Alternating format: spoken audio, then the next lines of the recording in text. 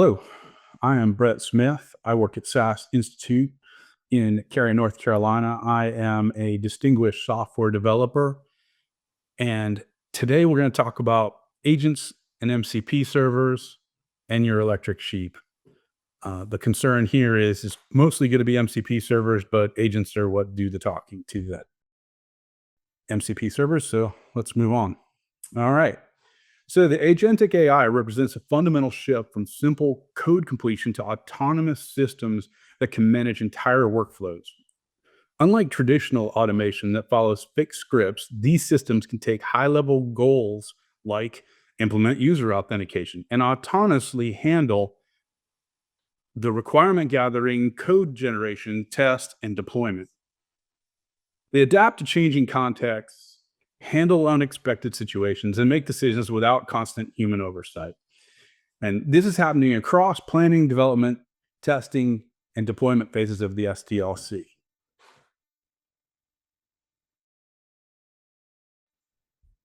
So the Agentic AI introduces new critical attack vectors that the OWASP top 10 large language model for applications explains in gory details. And I wanted to cover some of my favorites. Prompt injection, which allows attackers to manipulate AI behavior through crafted inputs. Supply chain attacks, which target the AI models and the training data. Um, a favorite of mine is excessive agency. It happens when an AI system have too much autonomy without proper boundaries. Think of it as your agent has sudo on your machine. Safe. Confabulation. Now, confabulation and hallucinations are a little bit different in my mind because confabulation is sent where the AI generates false but plausible information that is believable and it wholeheartedly believes it is true. Whereas a hallucination, I know if you're, hallucinating. So a couple others are over reliance, and it's when humans stop validating the AI decisions. Data leaks that occur when AI inadvertently exposes sensitive information from training data and context, and data poisoning attacks that from the training process itself. And finally, unchecked output creates vulnerabilities when AI generated code or decisions aren't properly validated before deployment. This is perhaps the most concerning trend I'm seeing. In the excitement around AI capabilities, the industry has collectively forgotten hard-earned security lessons over the past few years. I mean, what was the executive order for? We're seeing basic vulnerabilities like command injection leading to RCE SQL injection in AI data queries and completely unvalidated input processing. It's like it's 2010 all over again. And believe it or not, we still need to sanitize our input, apply least privileged, and validate output. But somehow, if we just slap AI on something, it's made developers think that maybe we don't need those rules. The laws of secure software have not changed.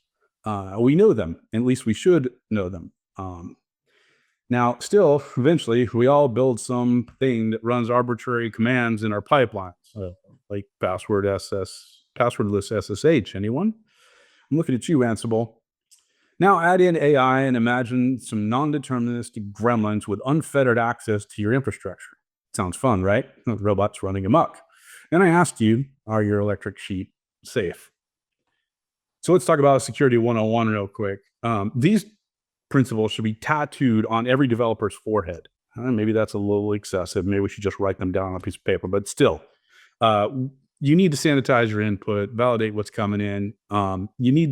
We need to work on a need to know basis. So we only provide access to required information.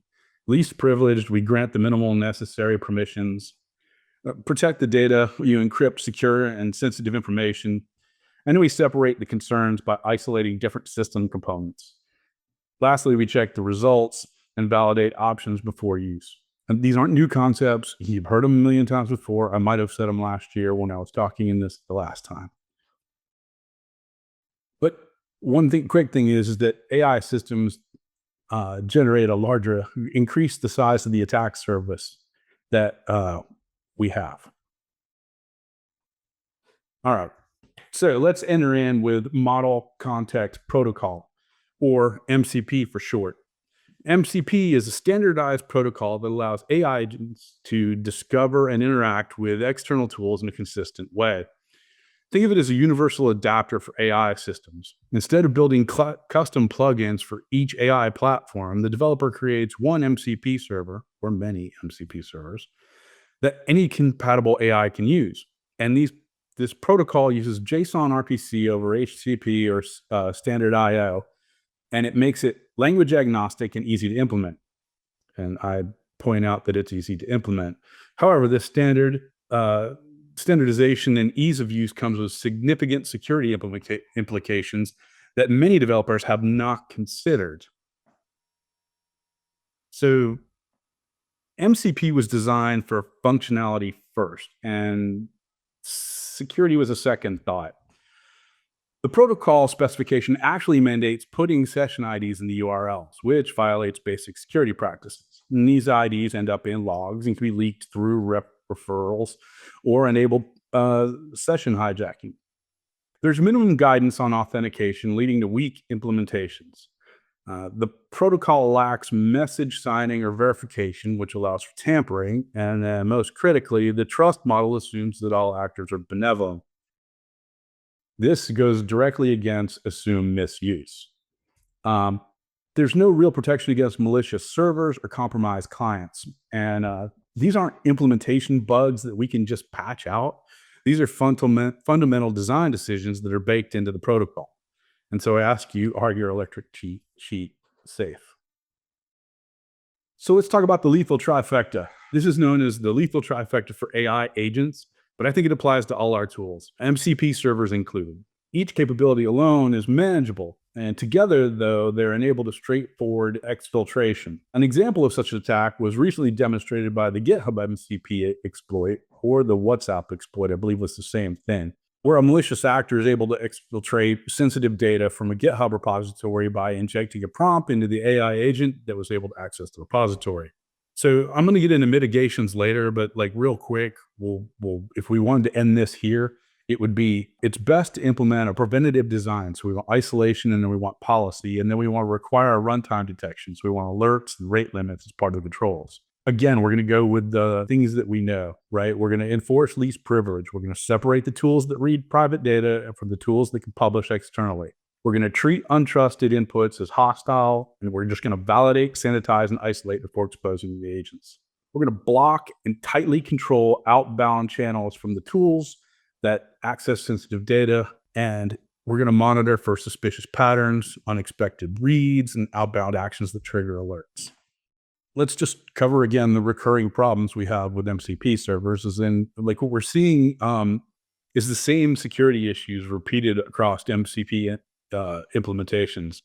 Basically, we got broad access tokens with often that have long-lived tokens that, if leaked, provided unrestricted access. No tenant isolation, meaning that the multi-user setups share the same tool space, enabling cross access. Missing rate limits allow agents to overwhelm servers much faster than human could, and nothing better than the good AI DDoS attack. Tools can be silently redefined, changing behaviors after approval, and most implementations lack proper auditing. And here's the critical point that most people miss. MCP servers can be called by anyone, not just the LLMs. So while LLMs typically show their plans, attackers don't. Creates a massive attack surface that developers haven't properly secured. So let's talk about our attacks. I'm only going to cover some of the attacks. There's no reason for me to cover all of them in depth, but I'm just going to give you some of the big ones that we all talk about on a regular basis. So the confused deputy attack is a security vulnerability where high privilege program, the deputy, is tricked by a lower privilege entity, the non-deterministic gremlin, into misusing its authority, performing actions the lower privileged entity is not authorized to do, but which the deputy can perform. And so the confused deputy attack exploits MCP servers that proxy other services. One way to go through one example of how it works is when a user authenticates normally through an MCP proxy to access a third-party API, the authorization server sets a consent cookie. Later, An attack can send that user a malicious link containing carefully authorized requests with a malicious redirect URI and a dynamically registered client ID. Because the consent cookie is still present, the authorization server skips the consent stream, redirects the authorization code to the attacker served. The attacker can then exchange this stolen code for access tokens, gating API access as the compromised user. And this attack is particularly dangerous because it bypasses user consent entirely. So let's talk about our next one. The token pass-through is explicitly forbidden in OAuth specifications, but you see it everywhere in MCP implementations. The server accepts tokens for clients without validating they were issued for the MCP server specifically. Then it passes them through to downstream APIs.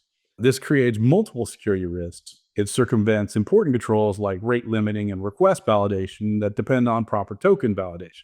Breaks the audit trail because the MCP server can't distinguish between clients when they were using the upstream tokens, and it violates trust boundaries because downstream services expect tokens from specific trusted sources.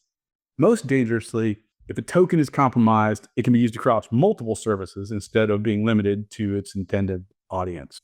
Next one is session hijacking.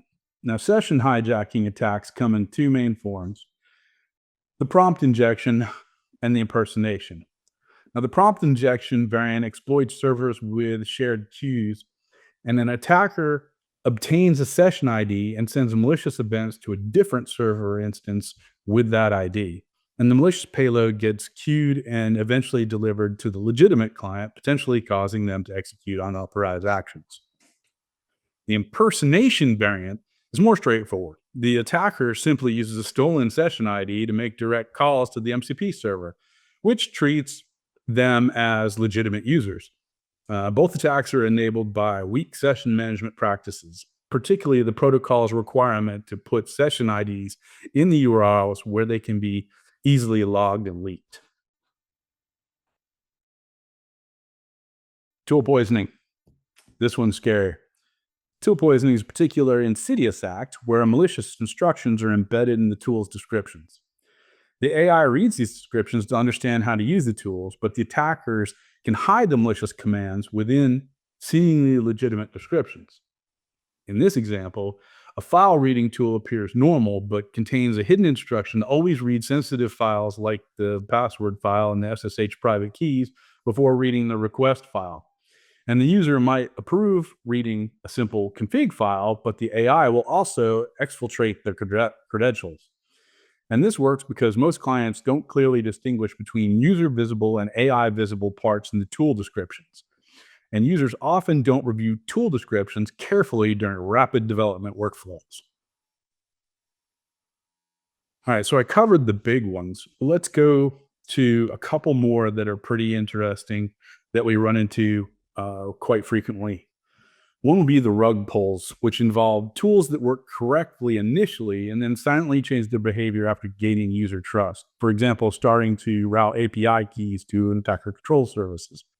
Rug pulls would happen where I go and I'm using a MCP server in a Docker container, and then I update that Docker container to the latest version, and the latest version contains the bad behavior. Cross-server tool shadowing exploits. The LLM just trust model where a malicious server can register tools with names identical to the trusted server, uh, intercepting calls intended for legitimate services. So I take, tool foo and I write to the tool foo, but my foo is bad and it intercepts the calls. This one we've seen a million times: insecure credential storage. It's pretty common. Um, and API keys in plain text. Is that really an MCP problem? Yes, but is it an industry problem? Yes. The one that's pretty interesting, the last one, is line jumping, and the attacks use prompt injections and tool descriptions to manipulate AI behavior. So it's kind of like a rug pull, but it's the hidden instructions inside of the tools, and they exploit the fact that clients update their content with the tool description immediately upon connection. Um, this one includes hiding malicious commands with ANSIA's terminal escape code so the scanners can't catch them. It's a pretty interesting trick. All right, so let's talk about mitigation strategies. These are high level. We should all know these. I've mentioned them before in this talk, but let's go over them one more quick time. Authentication and authorization. Implement proper identity verification and access controls. Security session management. Move away from URL based session IDs to more secure methods. I realize that it's built into the spec. We'll get to that. Input validation and sanitization. Look, treat all inputs as potential malicious and validate thoroughly. Monitoring auditing, implement comprehensive logging and alerting for suspicious activities, and tool security controls establish clear boundaries and validate for tool behavior. Architectural boundaries, we want to design systems with proper isolation and separation of concerns. Each layer provides protection, even if the others fail. Authentication and sessions. This is pretty straightforward, right? We must verify all the inbound requests. We must not use sessions for authentication. We must use secure, non-deterministic session IDs, and we should bind our IDs to user-specific information. Tool security requires three main approaches. Look, we want clear UI patterns that the user can use to distinguish between what the AI tool is describing and what is deterministic that they put in. So you want to use the different UI elements or colors to indicate AI visible instructions. Then you want to implement clear approval workflows that show exactly what actions will be taken. You want to notify the users when the tools change behavior. Tool and package pinning prevents rug pull attacks. If I know the version, I can stay on the version. I don't have to worry about the new version having something in it because I'm using a version that I checked everything in general, what we want to do is pin the MCP server versions and use cryptographical checksums to verify integrity. Detect and alert on any changes to tool definitions. Cross-server protection involves implementing stricter boundaries between different MCP servers using designated security tools and architectural controls. Token security is absolutely critical and non-negotiable. The most important rule, MCP servers must never accept tokens that weren't explicitly issued for that server. This prevents token pass-through attacks entirely. Always validate the audience claim in tokens to ensure they're meant for your service. Implement proper OAuth token exchange flows rather than passing tokens through. Maintain detailed audit trails that properly map token identities to user actions. And use short-lived access tokens with secure refresh mechanisms to limit exposure if tokens are compromised and to limit explosions. Finally, encrypt all the tokens in storage. We're still seeing too many plaintext API keys in MCP configuration. Um, and I wouldn't say that these practices are optional. These are in production systems, you must do this. So, this one's fairly straightforward again. Look, monitoring is your safety net. And when all other controls fail, monitoring is one of the ways you can go find out what happened. If you track the tool invocation patterns to detect unusual usage, it might indicate the compromise or abuse. Monitor rate limiting violations. AI agents can generate requests much faster than humans, so violations often indicate problems. Alert on tool definition changes. This is back to the rug pull. And if you're monitoring the rug pull, it'll be obvious that the tool changed, and you can see that in your logs. Logs log all failed authentication attempts for security incident response. Implement anomaly detection for data access patterns to catch data exfiltration attempts. And the key insight here is to treat MCP servers exactly like any other critical server in your infrastructure. They deserve the same monitoring, alerting, and incident response procedures. Don't let the AI label fool you into thinking that they're somehow different from a traditional server. So here's your checklist. Um, it's a practical next steps you can take immediately. So like before deployment, you want to ensure that you've got your authentication down. You want to make sure it's not just session management. Uh, you want to do comprehensive input validation in place for all users and AI inputs. You want to implement secure session management that doesn't rely on URL parameters, and you want to configure rate limiting and appropriate for AI agent usage patterns.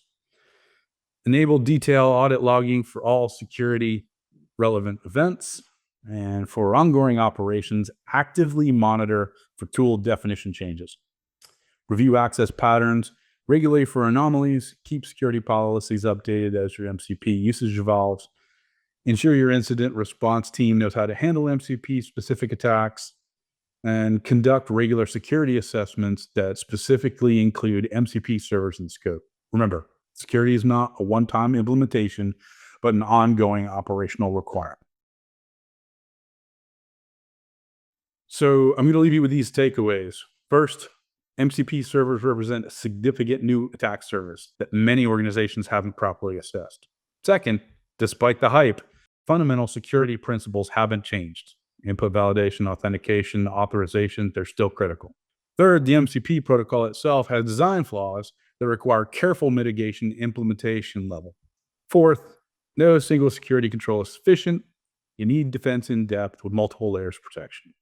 Finally, treat your MCP servers with the same rigor as any other server in your infrastructure.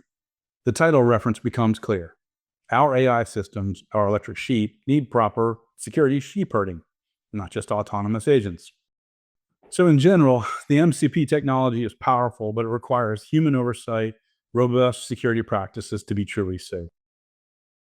Thank you for listening to my talk. I look forward to your questions. And